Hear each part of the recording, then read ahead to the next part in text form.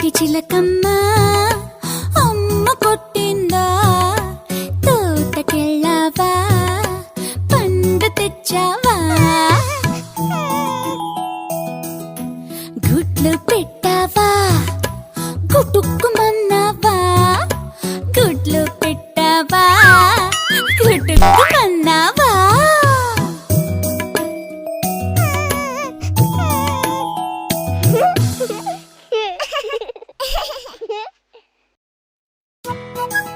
అదిగో చీమ వస్తుంది. ఎక్కడి నుంచి వస్తుందో అడుగుదామా? చిట్టి చీమ ఎక్కడికెళ్ళావు?